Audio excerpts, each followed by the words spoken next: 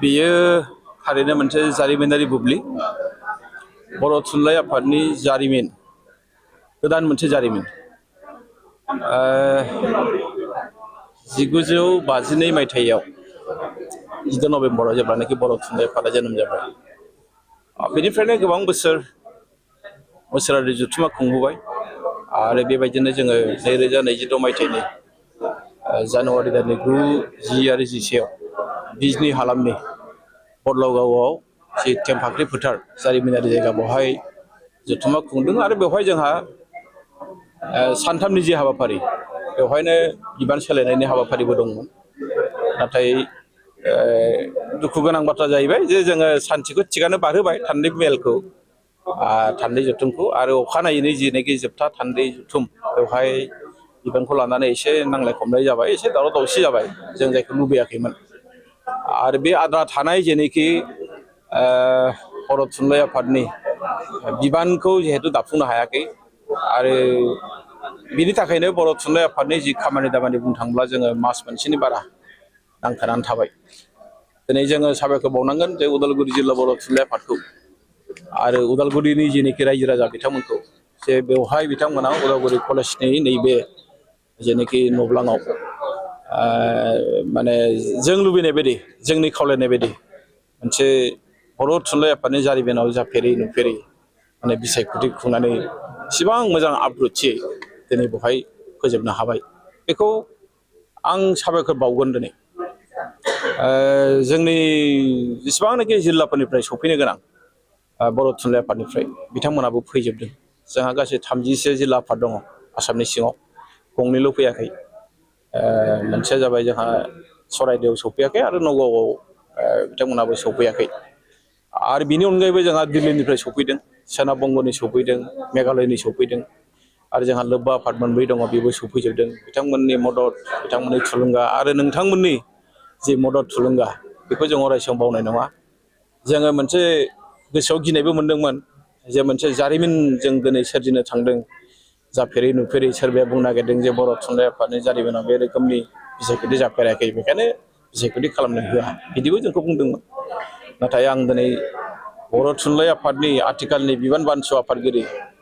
Doctor सुरत नार्जारी सार बिथांनि बैसोआ दिनै 80 बोसोरनि सायाव बिथांनि जि साहस बिथांनि जि गोसोनि बोलो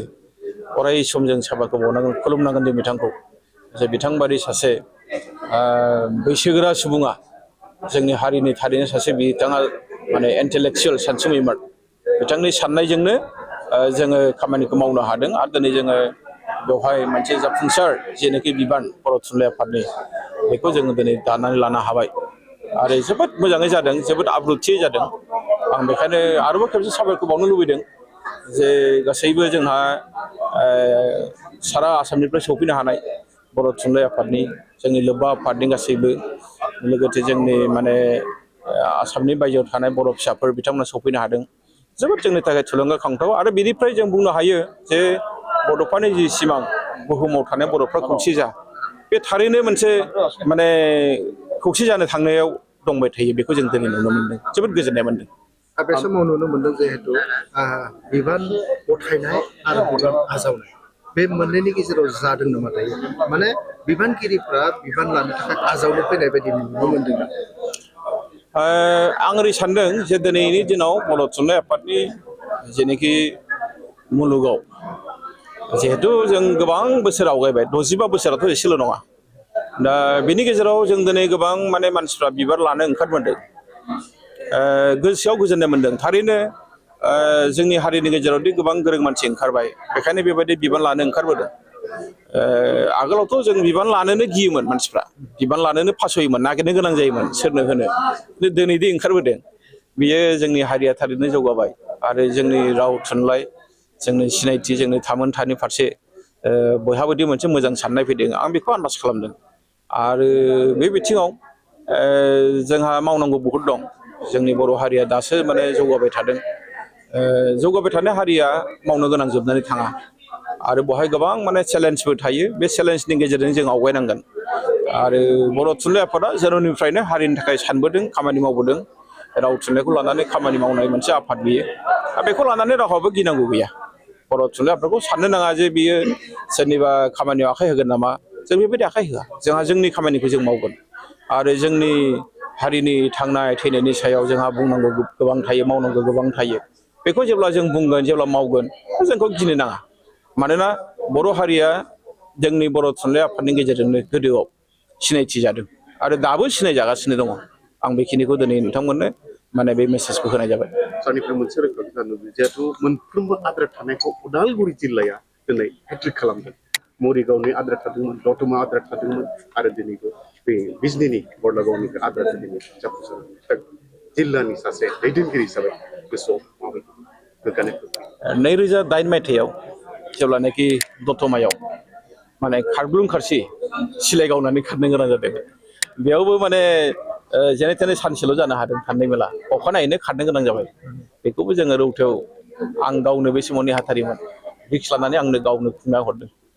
2011 मायथाइयावबो जोंहा मरिगावआव जेनेखि माखासे आद्रा थानाय खारनाय मेल बेखौ उदालगुरियाव खुंनानै हरदों आरो नैबे दिनै 2022 मायथाइयाव जों बेसेबांबा गिदिर खामानिखौ मावबाय आं बेखायनो सानो जे उदालगुरिनि रायजो राजाफ्रा जोंखौथ' सोङाखै रावबो सोङाखै जे मानो लाबोखो मा खालामनो नागिरदों जों खुंनो हानाय नङा बिदि रावबो बुङाखै आं बेखायनो उदालगुरि जिल्लानि रायजो राजाखौ आं साबायखर बावगोन आरो गासैबो जेनोखि इन्टेलेक्सुवेल मेलेमजिबि सानसुमै हारिखौ मोजां मोनग्रा थारैनो गोबां दं बेवहाय आरो उदालगुरियाव माने गावजों गावनि गेजेराव अनलायनायनि जेनोखि रादाब बेखौ होयो थैलायनायनि रादाबखौ होआ अनलायनायनि गेजेरजोंनो जों थांनानै थानांगौ जों बर'ल' नङा जोङो गुबुन गुबुन हारि माहारिनि गेजेरावबो जों बिनि थाखाय खामानि मावबोदों गोदोआवबो मावदों आरो दाबो मावगोन इयुनावबो बेखौ जों मावलांबाय थागोन आरो बेखायनो गुबुन जायगायाव सोरबा थांनो गियोब्लाबो जोंनाव खिन्थु फैनो गिनाङा आरो मानसिफ्रा गिया दिनै बेसेबां ज' फैदों बेसेबां मोजां नांदों मोननैल' जिल्लाया फैयाखै आरो बिथांमोना फैयैनि खारना बेनो जे बिथांमोननियाव दिनै बर'नि सिनायथिया आंखालाव गोलैबाय बेखायसो बिथांमोना फैयाखै नङाबाथ' गासैबो दिनै फैजोब्बाय बेसेबां गिदिर बाथ्रा बे जोंनि थाखाय आं बेखिनि रादाबखौ नोंथांमोननि खौरां बिजोंनि गेजेरजों फोसावनाय जाबाय। Thank you